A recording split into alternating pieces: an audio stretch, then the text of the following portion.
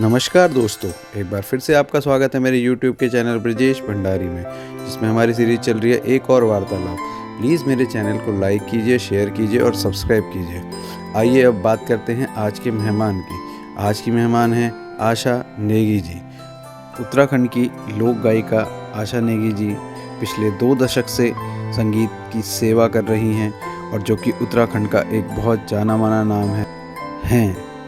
राज्य सरकार द्वारा और भारत सरकार द्वारा उन्हें कई महत्वपूर्ण सम्मानों से सम्मानित किया गया है और वह पिछले 2 दशक से संगीत की सेवा कर रही हैं और करीबन 700 एल्बम्स में उन्होंने गाना गाया है, जिसमें डुएट भी हैं और सोलो भी हैं।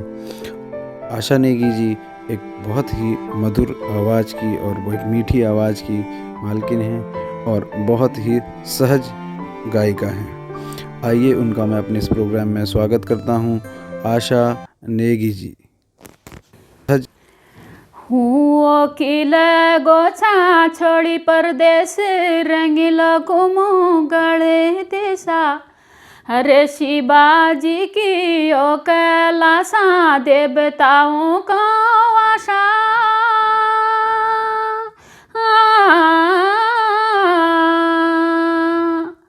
ऊंचा ऊंचा डन पहाड़ा याद में तुम्हारी मारनी डाला। अरे गाड़ घेरी हर भरी सारा यहाँ बसीच तुम्हारे प्यारा। डाई बोटियों के तुम्हारी आशा यहाँ देवतों को आशा।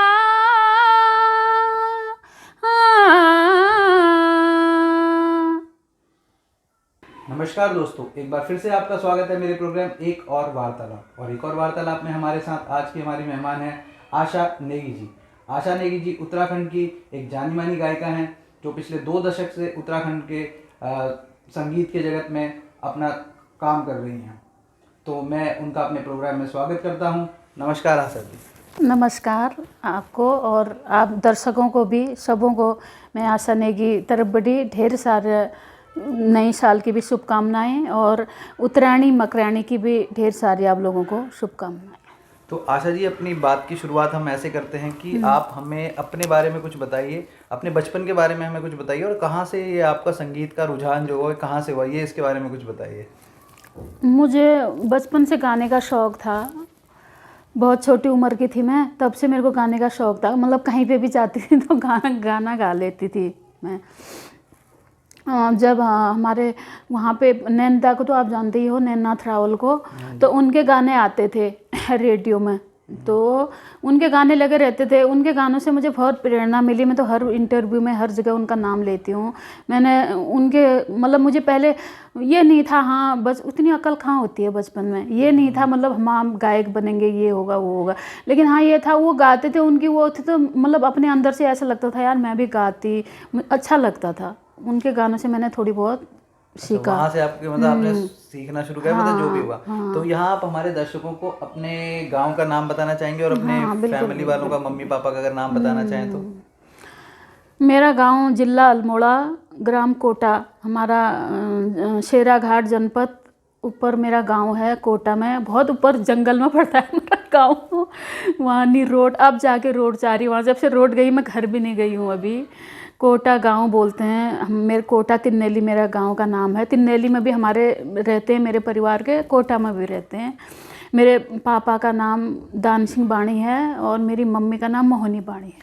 अच्छा, ये तो आपने मम्मी पापा के बारे में बात हो गई, ये आपके गांव के बारे में बात हो गई। और जैसे आप बताती हैं कि आपने गांव में जैसे रेडियो पे गाना सुनते थे, जैसे हर बच्चा जैसे हमारे गांव में या मतलब उत्तराखंड में या किसी भी गांव देहात में देखिए, अगर कोई बच्चा रेडियो पे गाना सुनता है, टीवी पे गाना सुनता है, वो गुनगुनाता रहता है, पर हर कोई आगे नहीं बढ़ पाता है, हर किसी की आवाज़ बिल्कुल बिल्कुल बिल्कुल। तो फिर ये आपकी आवाज़ आगे कैसे बढ़ी, मतलब ये अपने गाने के क्षेत्र में कैसे आई फिर? मैं बचपन में तो पहले बहुत कम उम्र में मेरी शादी हो गई थी, तो मैंने शादी के बाद शुरुआत करी है। अच्छा, शादी के बाद आपकी हाँ शुरुआत हुई? हाँ, शादी के बाद मेरी शुरुआत हुई थी। बहुत कम उम्र में मेरी शादी हो गई थी, तो मैं ससुराल आई, थोड़ी दिन ससुराल रही। फिर उसके बाद मैं अपने हस्बैंड के साथ दिल्ली आ गई। दिल्ली आने के बाद मैं 2-3 साल बाद, फिर भी मेरे को शौक़ तो था ही, गाने का शौक़ तो था ही, अपने मन के अंदर से थोड़ी वो चीज़ जाती है। तो हमारे गांव के एक हमारे गांव से थोड़ी सी दूर दूसरे गांव में वो बलबीर राणा जी है। बलबीर राणा जी को आप जानते होंगे। मतलब बलबीर राणा जी का जो ससुराल है वो जहाँ मेरा ससुराल है वहीं उनका भी था, जहाँ मेरा घर है। तो वहीं उनकी वाइफ जो है वो भी नेगी की लड़की है। मैं मायके से बाणी हूँ, आशा बाणी, ससुराल से नेगी हूँ। मतलब फिर मैंने शादी के बाद स्टार्ट करा तो तब नेगी ही लगता है मेरे अंदर। हाँ, तो मैं दिल्ली आई। दिल्ली आने के बाद उन्होंने मेरे को सुना, बलबीर जी ने, कहीं पे हमारा पहाड़ों में होता ही है, कहीं पे भी अगर किसी का नामकरण शादी होती है तो हमारे उत्तराखंड के लोग नाचना गाना कर देते हैं। तो वहाँ पे हो रहा था, हम भी गा रहे थे। तो उसने मेरे को बोला, उसने बोला तेरी इतनी अच्छी आवाज़ है, तू गाती क्यों नहीं है? मैंने कहा मैं कहाँ गा पाऊँगी, ऐसे हम तो घर पर गाने वाले हैं, है ना। ऐसे इधर उधर कभी कपड़े धो रहे वहाँ पे गा लो, कभी घास काट रहे वहाँ पे गा लो, और कभी क्या बोलते हैं अपने चूल्हे में रोटी बना रहे वहाँ गा लो। तो मैंने कहा हम कहाँ गा पाऊँ, मैं कहाँ गा पाऊँगी उसमें। फिर ऐसे बलबीर की एक कैसेट पहले निकली हुई थी। अच्छा। एक ही कैसेट, मतलब एक एल्बम पहले उनकी निकली हुई थी। तो उनकी दूसरी एल्बम की रिकॉर्डिंग थी बलबीर राणा की। तो उन्होंने बोला मेरी एल्बम की रिकॉर्डिंग है, हृदय कुमाऊनी जय काली मैया छाप। सबसे हमारे उत्तराखंड में सबसे पहले कंपनी वही थी, उन्होंने हृदय वाली। उन्होंने हृदय ने, अभी वो नहीं रहे हैं इस दुनिया में, उन्होंने मतलब बहुत लोगों को मौका दिया। उनको भी नमन करती हूँ मैं, उन्होंने मुझे भी मौका दिया। तो मैं गई, उन्होंने मेरे को, मैं गई कहाँ, गई नहीं उनके पास। बलबीर ने बोला मेरी रिकॉर्डिंग है तो चल। मैंने कहा मैं गा तो नहीं पाऊँगी, फिर भी मैं एक आध गाना वैसे ले गई थी। तो इसने लेडीज़ के लिए लिखे थे 4 गाने, तब होते थे आदमी और औरत के, मतलब मेल और फीमेल के 4 होते थे। 4 उनके 4 मेरे। हाँ, कैसेट की ए साइड एक और बी साइड एक। हाँ, ऐसे होते थे। तो इन्होंने लिखा था, इन्होंने लिखे थे। मैं वहाँ गई, कंपनी में गए, वहाँ स्टूडियो में। उस टाइम लाइव होता था। हाँ, अभी तो क्या होता है ना, अभी तो वो ट्रैक बन जाते, कभी भी जाओ आप करके आओ। उस टाइम सब कुछ लाइव होता था, लाइव म्यूजिशियन, लाइव गाना होता था। ये भी नहीं है उस का चांस नहीं है, कुछ नहीं, तो एकदम परफेक्ट, बस उसी टाइम गा दो, परफेक्ट गाओ उनको। अब वहाँ पे गए, वहाँ पे कोई और सिंगर आने वाली थी बलबीर के साथ गाने के लिए, वो नहीं आ पाई, वो कहीं और रिकॉर्डिंग चल रही थी। तो अब उन्होंने बोला अब आशा भी तो गाती है। मैंने फिर भी बोला मैं कहाँ गा पाऊँगी। उन्होंने कहा तू गाती है तो गा, क्यों मना कर रही है। तो मैंने एक गाना गाया, उनको मेरी आवाज़ अच्छी लगी, तो मैंने गा दिए। मैंने 4 गाने गा दिए, जैसे तैसे करके। जैसे तैसे क्या, मेरे को पता भी नहीं चला। मतलब वो कानों में माइक लगाया, वहाँ पे वो करके मैंने गा दिया, लेकिन वो रिदम में, बिल्कुल ताल सुर में अच्छी तरीके से। ये भी नहीं पता चला है मैंने पहली बार गा रखा है मुझे। हाँ, मैंने सोचा खराब हो रहा होगा, पता नहीं क्या हो रहा होगा। मैंने गा दिया। तो फिर उन्होंने हृदय ने मेरे को बोला तू अपना नाम बता, अपनी फ़ोटो दे। मैंने कहा नहीं, मुझे अपना नाम भी नहीं बताना, अपनी फ़ोटो भी नहीं देनी है। मैंने कहा ये कैसेट चल थोड़ी रही है, मैंने आप किसी और की लगा देना। सच्ची में मैंने यही बोला उनको, मैंने कहा आप किसी और की फ़ोटो लगा देना। उन्होंने बोला पागल है, तुझे देना पड़ेगा, तूने इतनी मेहनत से गा दिए 4 गाने, बाकी तेरी किस्मत रही। तो फिर मैं घर आई, मैंने इनको पूछा, इन्होंने बोला हाँ अच्छी बात है, दे क्यों नहीं दे रही है। इन्होंने मेरा बहुत सपोर्ट करा, मेरे हस्बैंड ने, मतलब ये सपोर्ट करने वाले यही थे। फिर दिल्ली में मैंने अपने माँ बाबा को पूछा नहीं था, सास ससुर को पूछा नहीं था, बल्कि इनको भी नहीं पूछा था। उस टाइम तो देखने गई थी स्टूडियो। इतना वो थोड़ी था रिकॉर्डिंग करने जा रही हूँ। अच्छा, तो जाके फिर 4 गाने गा के वापस आ गई। तो फिर आपके हस्बैंड ने, मतलब आपने अपने हस्बैंड को बताया? हाँ, घर आ गए, मैं गाना गा के आई हूँ और मतलब ऐसा हुआ है। तो फिर आपके हस्बैंड ने क्या बोला, क्या मतलब अच्छी बात है बोला उन्होंने, बिल्कुल नहीं ऐसे। आपको सपोर्ट किया? हाँ, उन्होंने बोला अच्छी बात है, इसमें क्या हो गया, फिर बहुत अच्छी बात है, तू गा के आ गई। तो का नाम बताना चाहेंगे हमारे दर्शकों को? हाँ, कुंदन सिंह नेगी। हाँ, कुंदन, हाँ, मेरे हस्बैंड का नाम है। अच्छा, तो फिर वो जब आपकी कैसेट जो आई, जब वो कैसेट रिलीज हुई होगी, तो उसके बाद आपको कैसा लगा, मतलब वो उसका रिएक्शन कैसा था, उसको पब्लिक में कैसा था उस कैसेट का रिएक्शन? भाई आप पूछो मत। वो कैसेट निकली 15 दिन में, 15 दिन में रिलीज होगी वो कैसेट। नई आवाज़ आई उत्तराखंड में, आप कभी भी डालना, निश्वास था उस कैसेट का नाम। वो इतनी चली, उसका ऑडियो कोई हिसाब नहीं। वो मतलब बहुत ज़्यादा चली। ऑडियो होता था उन दिनों में, वीडियो नहीं होता था, ऑडियो होता था। इतनी चल गई, लोगों ने इतना पसंद करा। उसके बाद तुरंत 1 हफ्ते बाद उसने हमारी दूसरी रिकॉर्डिंग कर दी। अच्छा, तो मैं यहाँ पर आपसे एक गुजारिश करूँगा कि उस एल्बम का कोई एक आध गाना जो आपको याद हो, अगर जो सुनाना चाहे हमारे दर्शकों को। मेरा उसमें एक गीत था, मेरा सोलो गीत था वो ईजू की लाडीली चलिए कशी का जालिश और आशा। आजकल तो ऐसे गाना गाते हैं, अब तो ऐसे गाना गाते भी नहीं हैं लोग, क्या बोलते हैं, वो गाना लोगों ने बहुत पसंद करा, बहुत ज़्यादा। एक तो बलबीर का मेरा डुएट गाना था न्यूनी बिना किसे ना, और एक ये था ईजू की लाडीली चलिए कशी का जालिश और आशा। यही सुनाती हूँ आपको। हुओ ईजू की लाडीली चली काशी का जालिश और आशा, याब में कहते रही जुबा होत लागनी श्वासा। ईजू की लाडीली चली काशी का जालिश और आशा।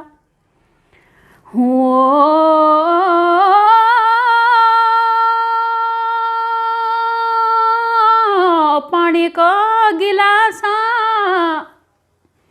यो पानी को गिलासा,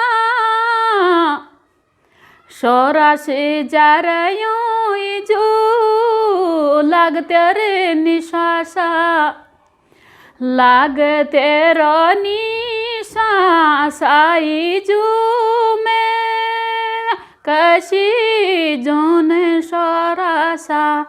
याब में कहते रही जुबा होते लागनी श्वासा।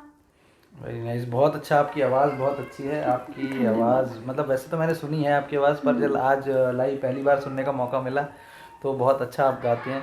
तो और मैंने जो इस गाने में समझा, जो मतलब जो आपके इसमें कहने का अर्थ था, जो आप कह रहे हो कि ये गाना हिट हुआ, इस गाना हिट होने के पीछे मेरे ख्याल से एक रीज़न ये भी रहा होगा कि लोगों ने इससे कनेक्ट करा होगा, अपने आप को जोड़ा होगा अपने आप को, कि जब बेटी ससुराल जाती है तो उसकी मम्मी को कितना वो लगता है, वही तो मतलब बुरा लगता है, मतलब जो थोड़ा सा उसकी जो फीलिंग्स है वो आपने दर्शकों तक पहुंचाई, मतलब सुनने वालों के बहुत ज़्यादा। ये गाना मतलब ये गाना बड़े बड़े अच्छे लोगों ने सुना था, जो नहीं भी सुनते थे ना।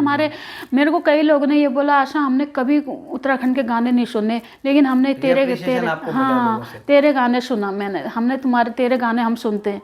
मतलब बहुत भाई, मैंने तो पूरी जनता का आभार व्यक्त करती हूँ। मुझे जनता ने बहुत सराहा है, बहुत प्यार और आशीर्वाद दिया है। आवाज़ इतनी अच्छी है तो लोग सराहेंगे आपको। बिल्कुल। तो अच्छा, ये तो आपका ये पहली एल्बम हो गई हिट, और आपका अब ये सफर हो गया स्टार्ट।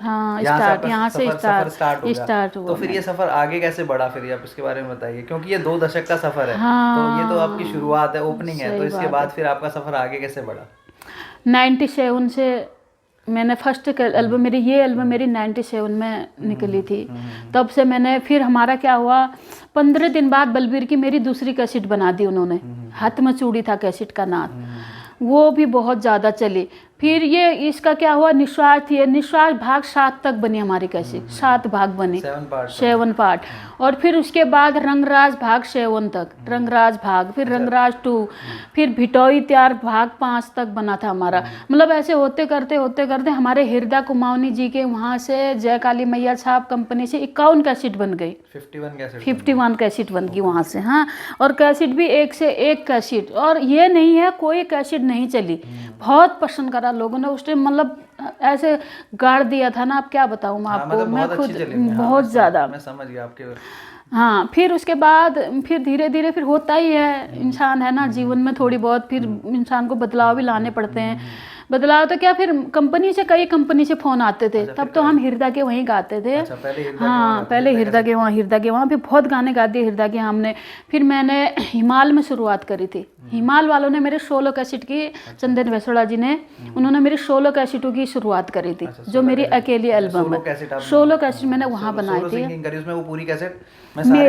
मेरे। हाँ, फर्स्ट कैसेट मेरी, उसमें कोई किसी लेडी सिंगर का सोलो नहीं आया था? किसी लेडी सिंगर का सोलो एल्बम पहले नहीं था मेरे से पहले।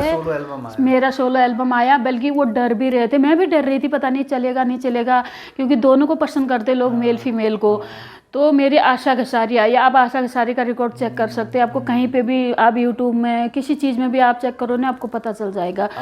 आशा घसारी के नाम से मेरी सोलो कैसेट है। हाँ, मेरी पहली सोलो कैसेट थी। तो वो कैसेट भी इतनी, मतलब विदेशों में भी 2.5-3 लाख उसका माल बिका था। उसकी वीडियो बन गई थी फिर। अच्छा, उनकी फिर वीडियो से शुरुआत हो गई थी। अच्छा, तो फिर वहाँ से आपकी वीडियो की हाँ, आशा घसारी से ही वीडियो की शुरुआत हुई थी। अच्छा, तो वहाँ से फिर मैंने सोलो कैसेट बनाने का वो किया।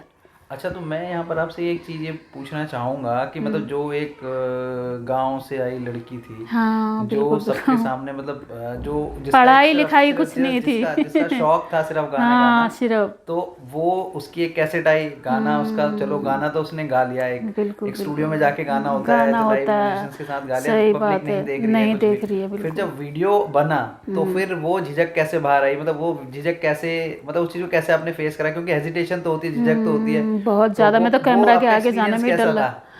मैं उसमें तो पहले जो थी, अब वो तो एक्टर करते हैं ना, हमारा तो लिपसिंग होती है बस सिर्फ। हमने तो लिपसिंग करी थी, मैं तो लिपसिंग भी नहीं कर पाई थी ढंग से। अच्छा। क्योंकि मैं तो कैमरे के आगे जाने से ना बहुत ज़्यादा वो होता है, घबराती थी मैं बहुत ज़्यादा। लिपसिंग भी कम ही कर पाई मैं, लेकिन फिर भी थोड़ी बहुत की थी। अच्छा, वो पहला एक्सपीरियंस पहला था वो। तो उसके बाद फिर क्या होता है, फिर वीडियो बनता है, तो फिर आदत पड़ गई, फिर स्टेजों की वो पड़ गई हमें, स्टेज प्रोग्राम में। उसमें क्या होता है, स्टेज प्रोग्राम में तो हजारों लोग होते हैं, तो फिर लाइव गाना पड़ता है। हाँ। तो आपका पहला स्टेज प्रोग्राम कौन सा रहा होगा, अगर आपको याद हो तो? हाँ, मेरा पहला स्टेज प्रोग्राम था 97 में ही पहला स्टेज प्रोग्राम भी किया था मैंने। वो था हमारा हाथ में चूड़ी, जब हमारी दूसरी एल्बम की रिकॉर्डिंग थी, तो उन दिनों में रामलीला चल रही थी बलजीत नगर में, रामलीला चल रही थी। मैं वहीं रहती थी तब, पटेल नगर रहते थे। हम देखने के लिए गए, हमारे पड़ोसी ने बोला चलो चलो देख के आते हैं। मैंने कहा ठीक है। तो तब तो मेरे को ये भी पता नहीं था मैं सच में कलाकार बन गई हूँ, सिंगर बन गई हूँ। मतलब इतना नहीं होता है ना। मैं तो अभी भी नहीं सोचती हूँ ऐसे, ये मैं अभी भी मेरे ये चीज़ में ना मैं नहीं रहती हूँ ये चीज़ों में। मैं सोचती हूँ मैं काम कर रही हूँ अपने, बस अपनी रोजी रोटी है, मैं अपने बच्चों के लिए करती हूँ, कमा रही हूँ, ऐसे कुछ नहीं है। हम ये कर रहे हैं किसी के लिए, हम किसी के ऊपर एहसान नहीं कर रहे हैं। तो मेरा वहाँ था बलजीत नगर में रामलीला थी, चंद्र सिंह राही जी थे वहाँ, उनका ग्रुप था, राही जी का ग्रुप था। तो अब ये आज भाई इतने बड़े बड़े कलाकार वहाँ पे, राही जी और मंगला रावत जी थे, और ये 2-3 लोग और थे वहाँ पे। अब मैं तो छोटी सी, वहाँ तो मैं लगती भी बच्ची थी उस टाइम, है ना। लोग, अब मेरी शादी हो गई थी, मेरे बच्चे हो गए थे, लेकिन लोग बोलते नहीं थे कोई भी, अरे ये तो बच्ची है, ऐसे बोलते थे मेरे को। वो मेरे को एक बच्चे में लेते थे, मतलब ये नहीं सीरियस नहीं लेता था कोई। तो फिर मैं गई, तो उन्होंने बोला तुम भी एक गाना गाओ, आप गाओ, आप, अरे बलबीर राणा से नेगी आए हैं यहाँ पे, गाना गाओ। मुझे ये पता नहीं था हमसे गाओ बोलेंगे। तो फिर हमने पीछे, मेरे हस्बैंड ने ही मेरे लिए एक गाना लिखा, मेरा ही गाना, एक कागज़ में। इन्होंने कहा चल तू ये गाना गा ले वहाँ। तो मैंने कहा ठीक है। मैं गई वहाँ स्टेज में गाना गाने के लिए, बाप रे आप पूछो, वो गाने का पन्ना मेरा ऐसे हिल रहा था, ये एक हाथ में माइक, एक हाथ में पन्ना, डर के मारे। क्योंकि लोग इतने थे ना वहाँ, सर नज़र आते। फिर वहाँ पे बहुत पहाड़ी लोग बहुत रहते हैं लोगों के। तो मैंने पता नहीं टूटा फूटा, सुर में बेसुर में, जैसे भी गाया मैंने गाया। अच्छा, पहला गाना था मेरा स्टेज का वो। अच्छा। हाँ, वो गाना भी था, वो गाना भी मैं आपको सुनाऊंगी 4 लाइन। तो अब मैं फिर गा के, अरे उस गाने में इतना इनाम हुआ, मैं आपको क्या बताऊं, इतने पैसे। हाँ, लोगों ने, एक तो नई नई आवाज़ थी, पता नहीं क्या ये छोटी सी गारिया करके आवाज़ दिया, ये मेरे को नहीं पता, लेकिन बहुत इनाम दिया। मैंने कहा इतना। फिर चंद्र सिंह राही जी ने, मैं अंदर आई, गा के अंदर आई मैं, उन्होंने वो भी देखने आए, अरे यार ये कौन गा रही है, एकदम नई आवाज़। लेकिन राही जी ने मेरे को ऐसे आशीर्वाद दिया, मैंने उनके पैर छुए, उन्होंने बोला कौन है ये गाने वाली, जरा अंदर बुलाना इसको। मैं डर गई, मैंने सोचा कहीं कुछ बोले ना भाई, इतने बड़े कलाकार हैं। तो मैं अंदर आई तो उन्होंने मेरे सर में हाथ रख के आशीर्वाद दिया। उन्होंने बोला तेरी इतनी दबंग आवाज़ है बेटा, तू बहुत नाम कमाएगी, बहुत आगे बढ़ेगी एक दिन। उस टाइम तो मैंने सीरियस ही नहीं ली उनकी बातें, क्योंकि मैं सोचा ऐसे ही बोल रहे होंगे, कहाँ मैंने अच्छा गाया ये वो, है ना। तो लेकिन आप यकीन नहीं करोगे, उनका आशीर्वाद मुझे फला, मैं सच में आशीर्वाद। उसके बाद मैंने पीछे मुड़ के नहीं देखा, फिर कैसेटों के लिए भी, स्टेज के लिए भी। अच्छा, तो यहाँ पे ना आपसे मैं थोड़ा सा एक पर्सनल सवाल ये पूछूंगा कि जैसे आप 2 दशक से गा रही हो, 20 साल मतलब आपको हो चुके हैं 24 साल हो गए। 24 साल आपको गाना गाते हुए हो गए हैं। पर और आपकी जैसे पर्सनल लाइफ भी है, एक आप आर्टिस्ट बन चुकी हो, आर्टिस्ट की एक अलग लाइफ होती है, पर बिल्कुल आप जैसे आपकी एक पर्सनल लाइफ भी है, तो उसमें कई बार ऐसा होता होगा कि मतलब जैसे कई बार आपको मतलब मैं आपसे सिर्फ ये जानना चाह रहा हूँ कि मतलब कई बार ऐसा होता है ना कि इंसान दोनों चीज़ों के बीच में फंस जाता है, फंस क्योंकि जाता फैमिली है। भी जरूरी होती है, बिल्कुल और फिर जब आप एक बार जब जनता के नज़रों में आप कलाकार बन जाते हैं तो जनता को खुश रखना भी जरूरी होता है। बहुत जरूरी, उसके लिए भी जाना, अगर उनके साथ अगर या आप वो नहीं करोगे, मतलब उनके पास जाके उनको परफॉर्म नहीं करोगे, तो फिर वो सोचेंगे आप एरोगेंट हो या आपके अंदर अहंकार आ गया। बिल्कुल और अगर फैमिली को नहीं करोगे तो फिर ये होगा कि फैमिली वाले भी सोचेंगे कि यार ये रिस्पॉन्सिबिलिटी नहीं निभा रही है। तो मतलब उस चीज़ को मैं जानना चाहूँगा कि वो आपने कैसे दोनों का समन्वय कैसे करा, मतलब कि आपने बाहर भी कैसे काम करा और घर वालों को भी कैसे समझाया, घर वालों के साथ भी अपनी रिस्पॉन्सिबिलिटीज़ कैसे फुलफिल करी। मतलब कहीं ऐसा तो नहीं हुआ, कभी कभार ऐसा होता है ना, मन ऐसा हो जाता है कि नहीं यार छोड़ दे सब कुछ, हाँ, है ना, तो वो चीज़ मैं ये आपसे चीज़ जानना भी चाहूँगा। हुआ था, बहुत हुआ था ज़िंदगी में, बहुत ज़्यादा मन करता था अब नहीं हो पा रहा, अब छोड़ ही देते हैं, इससे अच्छा तो कभी कभार लगता है, मन बहुत दुखी हो जाता है ना, जब ये अब इंसान क्या सोचता है, ये कलाकार है, इनका नाम है, इनकी वाहवाही होती है, बाहर के दिखने का सब कुछ होता है, अंदर कोई नहीं देखता। जितनी तकलीफ, जितना दर्द कलाकार के अंदर होता है ना, उतना शायद ही किसी के अंदर होता है, क्योंकि वो उसको हंसी ना भी आए ना, तो उसको मुस्कुराता चेहरा उसको रखना पड़ता है। फिर भी हंसना पड़ता है, चाहे अंदर से तुम्हें कितनी तकलीफ है। तो ये चीज़ भी हुई थी, होती रहती है, सबके लिए होती है, मेरे लिए क्या, मैंने कोशिश पूरी करी है, मैं बाहर भी निभाऊं, घर भी निभाऊं। मेरे को प्रोग्राम होते हैं मेरे 3-3 4-4, एक ही दिन के मेरे 3 कार्यक्रम भी होते हैं, लेकिन मैं फिर भी उनको कोशिश करती हूँ, बोलती हूँ भाई कोई बात नहीं, मैं आ जाऊँगी, आप टेंशन, कुछ बहुत जिद करेंगे दीदी आप आ जाना, आप एक मतलब एक एंट्री मार के तब भी चले जाना, मना मत करना। तो मैं फिर भी अपना, चाहे मैं दुख हूँ, चाहे मैं बीमार हूँ, मेरे बच्चे मुझे मना भी करेंगे, फिर भी मैं चली जाती थी। मैंने कहा यार ये लोग ये ना बोले भाई इसके अंदर घमंड आ गया, उन्हीं की वजह से, जनता की वजह से तो हम यहाँ पे हैं, है ना। और फिर घर में बच्चों की भी टेंशन, घर में मेरे तो छोटे छोटे बच्चे छोड़े थे, मैंने अपने बिल्कुल छोटे छोटे खाना बना के इनके लिए रख के जाती थी फ्रिज में, और मैं स्टूडियो जाती थी, रिकॉर्डिंग करके आऊँगी दिन भर, और रात को मैं घर आके ये वही खाना खाते थे। और मैं रात में, आप घर का काम, मैं रात को 10 बजे कपड़े, लोग सो जाते थे, मैं कपड़े धोती थी, 10 से 11 बजे मेरा कपड़े धोने का टाइम था डेली। फैमिली की रिस्पॉन्सिबिलिटी भी पूरी करनी है, पूरी वो होता है, क्योंकि क्या होता है ना, अगर आप घर वालों को भी दुखी करोगे तो फिर ये भी बच्चे भी सोचेंगे ना हमारे, क्योंकि बच्चों को टाइम देना बहुत ज़रूरी है आजकल के ज़माने में। लेकिन मेरा बच्चों ने भी, सबने मेरा सपोर्ट किया, ऐसी बात नहीं, मेरे बच्चों ने भी मेरा बहुत साथ दिया है। लेकिन फिर भी ये होता है ना, घर भी निभाना, बाहर भी निभाना, ये बहुत बड़ी बात होती है, बहुत मतलब एक बोझ सा मेरे को कभी-कभी किसी, झंझट, हाँ, बोझ मैं ये सा नहीं सोचती हूँ, मैं अगर मैं बाहर जाती हूँ ना, बाहर में कार्यक्रमों में जाती हूँ, मेरे को लोग बोलते हैं, एक बंदे ने मेरे को एक दिन ऐसे पूछा था, आशा तो यहाँ पे इतना बड़ा नाम है तेरा, इतनी बड़ी लाइफ है तेरी, तेरे को लोग, हजारों लोग प्यार करते हैं, तू घर जाके काम करती है अपने बच्चों के लिए, कपड़े धोती, खाना बनाती है। मैंने कहा नहीं, आप करके आते हो मेरे घर। उनका बच्चे चिल्लाते मम्मी नाश्ता, मम्मी खाना। उनका मैं कभी भी अपनी लाइफ को, मैं अपनी स्टेज की लाइफ को घर नहीं ले जाती हूँ कभी भी। अगर मैं घर लेके गई तो मैं तो काम ही नहीं कर पाऊंगी, फिर मैं तो बोलूँगी मैं आज से नहीं क्यों करूँ मैं, है ना। कभी नहीं, मैंने अपने बाहर की लाइफ में घर में नहीं लाई कभी भी ज़िंदगी में, और घर की लाइफ में बाहर नहीं लेगी कभी भी। अगर मैं घर की लाइफ बाहर ले जाऊंगी ना, घर की मेरे को इतनी वो लगी रहेगी ना, मैं स्टेज में गा नहीं पाऊंगी, फिर वो दिमाग से स्टेज में तो निकालना ही पड़ता है तुम्हें, वहाँ पर तो आप परफॉर्म है ना, वहाँ वही तो जनता को खुश रखना। फिर लोग क्या बोलते हैं भाई उसके लिए पर्सनैलिटी चाहिए स्टेज के लिए, इंसान को वही बात है ना, आपने हंसना भी पड़ता है, बोलना भी पड़ता है। तो अगर मैं बाहर की लाइफ घर लाऊंगी तो फिर घर में मैं कुछ काम ही नहीं कर पाऊंगी, नहीं मैं बाहर झाड़ू पोछा कर पाऊंगी, नहीं मैं अपने बच्चों के लिए खाना बना पाऊंगी, है ना। अगर घर की लाइफ में बाहर लेके गई, मैं तो अपने बच्चों की टेंशन में रहूंगी, मैं अपने बच्चों को छोड़ के आई हूँ, मैं कैसे परफॉर्म नहीं हो पाएगा। लेकिन ये थोड़ी बहुत कलाकार के अंदर होता है, करना ही पड़ता है ये, लेकिन तकलीफें बहुत होती है भाई, मुझे ही नहीं है, हर कलाकार को ना बहुत तकलीफ होती है। ज़्यादातर फीमेल कलाकार जो लेडीज होती है उनके अंदर बहुत ज़्यादा, उनको घर भी संभालना होता है, बहुत ज़्यादा होती है, बहुत। अब टेंशन इतनी रहती है। अब मैं बाहर जाती हूँ कार्यक्रम के लिए। अभी मेरा उत्तरायणी का कार्यक्रम था पिछले साल। अब मेरा घर में कोई था नहीं। अब मेरा बेटा मुझे घर से फ़ोन कर रहा है, मम्मी 11 बजे, मम्मी मैं क्या खाऊँ यहाँ घर में, मैं कि मेरे लिए खाना कौन बनाएगा। अब मैं अगर वही मेरे को ना, मेरे दिमाग में फिर वही चीज़, यार मेरा बच्चा भूखा है ना, तो वही चीज़ होती है स्टेज में। अगर मैं उसको ले जाती लेकिन फिर भी रहता है, कभी कभी याद आ जाती है ना, खुद तुम खा रहे हो तो बच्चा भूखा है।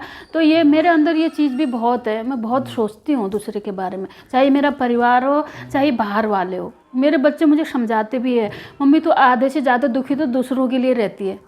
सच में ये चीज़ है मेरे अंदर। हाँ, बहुत ज़्यादा।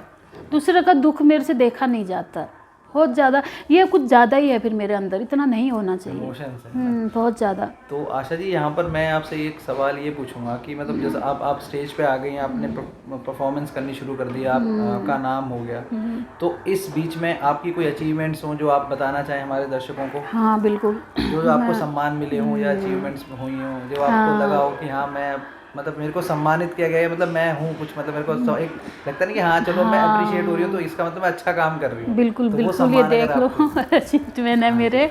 और ये अभी नीचे भी आपने देखे नहीं होंगे, देखे होंगे। तो मेरे को 2007 में सौर कोकिला का अवार्ड से सम्मानित करा मसूरी से। 2007 में तो इतनी वो भी नहीं थी। तब तो गाने तो मैंने बहुत गा लिए थे, लेकिन मेरे को उम्मीद नहीं थी हाँ मुझे मिलेगा। जब मुझे लोगों ने बोला अरे तेरा आशा नेगी का नाम सुना है, कुमाऊँ से, गढ़वाल से शायद मीना राणा दीदी थी, उनको मिला था, कुमाऊँ से मुझे मिला था। अच्छा, कुमाऊँ से। हाँ, तो मतलब उसमें भी बहुत कलाकार थे, नॉमिनी में बहुत कलाकार थे उसमें, लेकिन वो दिया मुझे था।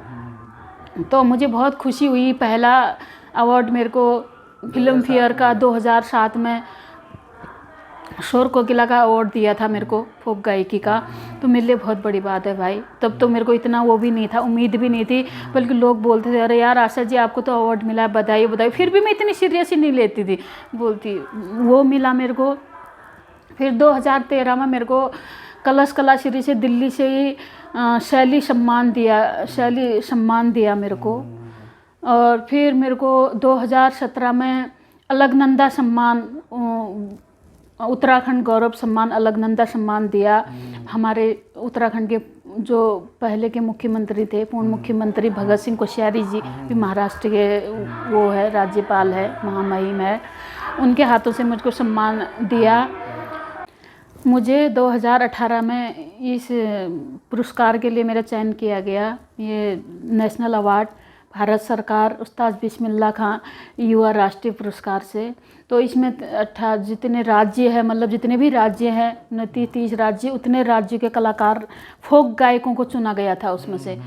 उसमें से उत्तराखंड से मुझे चुना। उत्तराखंड से भी बहुत लोग थे, बहुत लोगों के वहाँ पे थे, लेकिन नॉमिनेशन बहुत थे, लेकिन मेरा नाम चुना गया, मुझे जज किया। मैं बहुत बहुत धन्यवाद करती हूँ। मेरे लिए बहुत बड़ी बात है, मेरे उत्तराखंड के लिए बहुत बड़ी। मैं अपने आप को ये खुशनसीब मानती हूँ। मेरे मतलब एक गायकी से उत्तराखंड के कला को एक नाम मिला है, उत्तराखंड की गायकी को किताब मिला है, गायकी का पुरस्कार। वो मुझे नहीं मिला, मेरे उत्तराखंड को मिला है, क्योंकि मेरे नाम से पहले मेरा उत्तराखंड का नाम आता है। उत्तराखंड के लोग गायिका आशा नेगी बोलते हैं ना लोग। तो वहाँ पे भी जब ये अवार्ड मिला था, कई लोग थे वहाँ पे, बड़े बड़े धुरंधर लोग, बम्बई से, महाराष्ट्र से, इधर उधर, अब लगा लो तुम 30 राज्य के कलाकार थे। वो ऐसे धुरंधर थे वहाँ पे। मुझे जब हमें उत्तराखंड से मेरा नाम आया आशा नेगी करके, मैं पिछौड़ी चौड़ी नथ हथ पहनी थी। आप सबको अवार्ड तो मिल रहे थे, लेकिन जैसे मैं गई ना स्टेज में, लोग खड़े हो गए वहाँ पे, क्योंकि मुझे देख के खड़े नहीं हुए, वो हमारे पहनावा देख के, ड्रेस को देख के बहुत ज़्यादा प्रभाव हुए हमारी ड्रेस से। तो बोल रहे थे, फिर उन्होंने, मुझे तो आंसू भी आ गए, तो मतलब भावुक इतनी हूँ अवार्ड लेते हुए। मैंने कहा मेरे उत्तराखंड के लिए, हे भगवान, हे भोलेनाथ, मैंने कहा जो तुमने किया है मेरे उत्तराखंड की जनता के लिए है, और मेरे उत्तराखंड के जितने कलाकार जिन्होंने मेहनत करी है उनके लिए। अवार्ड तो आप सबको तो मिल नहीं सकता है ना, वो एक ही को होता है, ऐसा कुछ नहीं है। मेरे अंदर तो ये भी नहीं है कभी भी।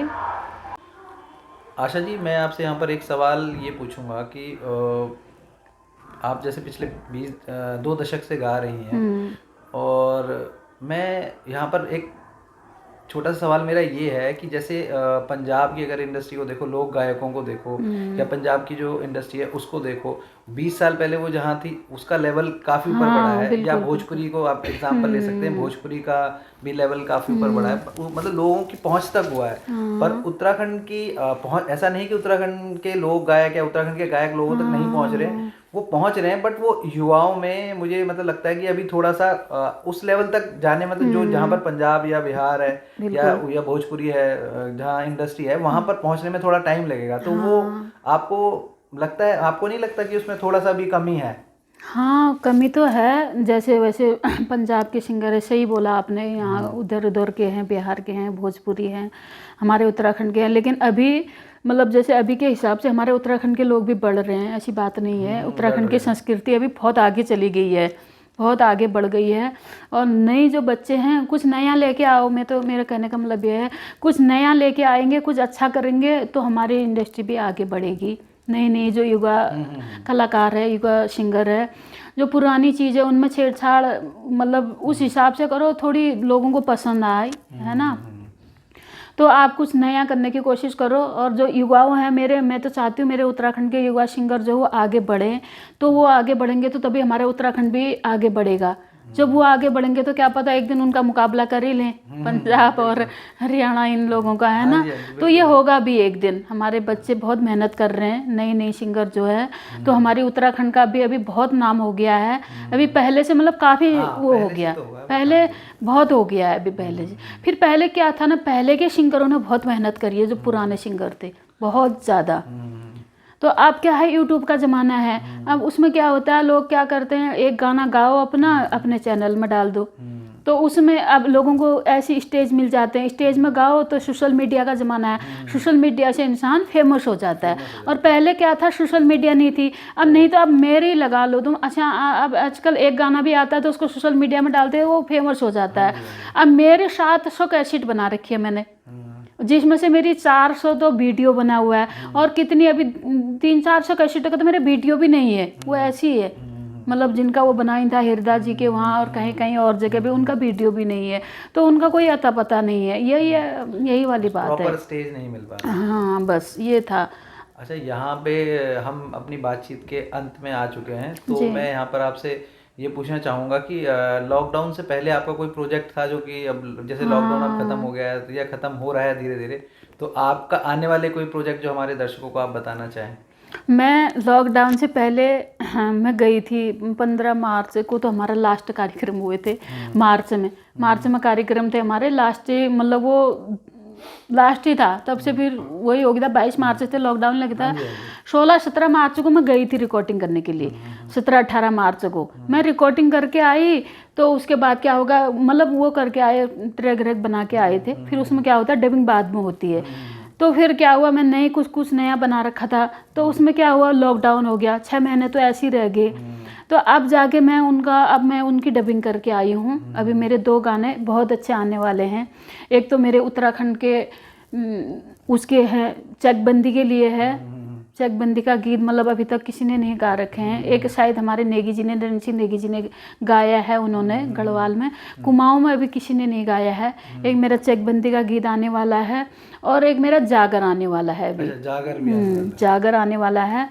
तो वो जागर है गंगनाथ जी का, गंगनाथ जी का, क्योंकि वो जागर अभी किसी ने गाया नहीं है। आदमी ने मतलब जेंट्स ने तो गा रखा है, जेंट्स ने हमारे उन्होंने गा रखा है, नैना रावल जी ने भी गा रखा है, और एक कोई और सिंगर है उन्होंने भी गा रखा है। लेडीज में किसी ने नहीं गाया था। मेरे को कई लोगों ने बोल दिया था तुम एक जागर गाओ ये गंगनाथ का करके। मैंने कहा सारा देवी देवताओं का गा लिया, आप गंगनाथ जी बचे उनका गाते हैं। एक जागर मेरा बहुत जल्दी आने वाला है, आएगा तो आपको मैं ज़रूर भेजूंगी उसको। तो ये 2 अभी मेरे बिल्कुल नए आने वाले हैं मार्केट में। मेरा भी चैनल है आशा नेगी म्यूजिक के नाम से, आप सुन सकते हैं। आपको नए नए गाने सुनने को मिलेंगे उसमें, तो आप अच्छा लगेगा तो सुन सकते हैं आप। हाँ, तो दोस्तों ये थी आशा नेगी जी, जिन्होंने अपने बारे में हमसे बात करी, और जो भी हमने सवाल पूछे उन सवालों के बड़े बेबाकी से बड़े सच्चे जवाब दिए, और मैं इन्हें थैंक यू बोलूँगा। और मैं